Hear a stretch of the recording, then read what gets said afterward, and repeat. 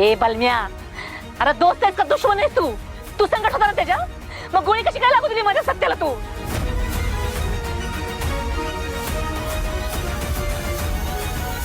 ह्या नेबेचा जीव घेतल्याशिवाय आपल्या घराला लागलेला शाप काही मिटणार नाही बघ, सांगून ठेवते.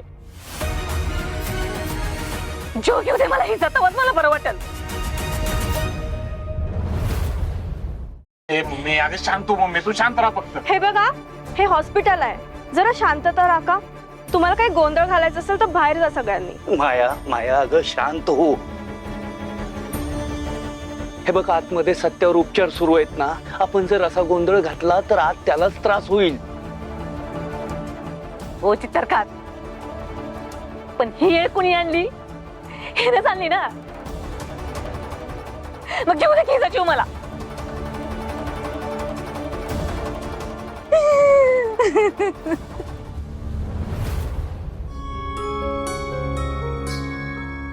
मम्मी मला सांग आता काय गरजेचं आहे? तुझा राग का सत्यादादाचा जीव? माझं सत्य जास्त महत्वाचं आहे जयद्या. होय का नाही? अगं म्हणून तर आम्ही तुला शांत राहा म्हणतोय. तो कसा आहे, त्याला किती लागलंय, त्याची काय कंडिशन आहे आपल्याला काहीच माहित नाही ग. त्यामुळे आपल्याला धीरनच घ्यावं लागेल, शांत राहून सगळं घ्यावं लागेल. रडू नकोस तू. माझं सत्य कसं असं? हे मम्मी, ते काही सुद्धा होत नाही आपल्या दादाला. काय सुद्धा घाबरू नकोस तू. व्यवस्थित असेल तू. नको रडू तू. हा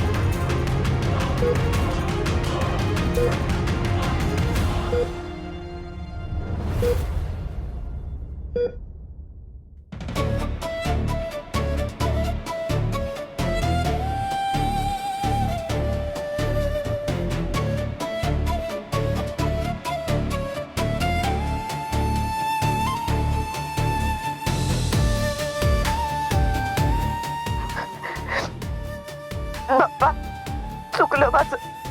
नातं आणि कर्तव्यात आज मी नातं निवडायला हवं होतं, पण मी तरी काय करू रे? माझ्यासमोर दुसरा कुठलाच पर्याय नव्हता. माझ्या हातून जी चूक झाली त्यासाठी मला कधीच कुणीच माफ नाही करू शकत, अगदी तू सुद्धा नाही. पण माझी एक प्रार्थना आहे तुझ्याजवळ, माझ्या सत्याला सुखरूप बाहेर काढ यातून.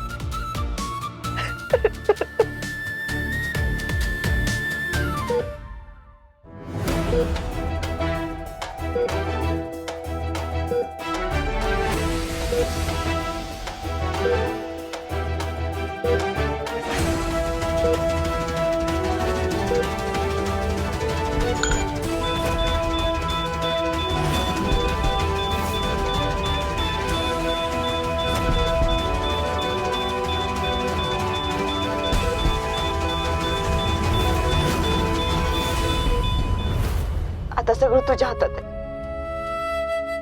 कर्तव्यासाठीचा माझा प्रामाणिकपणा मला माझ्या प्रेमाचा बळी देऊन सिद्ध नाही करायचं देवा. सत्याला यातून बाहेर काढ. हवं तर माझ्या वाटाचं आयुष्य त्याला लाभू दे, पण त्याला यातून सुखरूप बाहेर काढ देवा. आणि माझा विश्वास आहे तुझ्यावर, तू त्याला काही नाही होऊ देणार.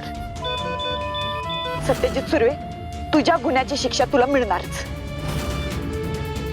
आणि ती मीच देणार.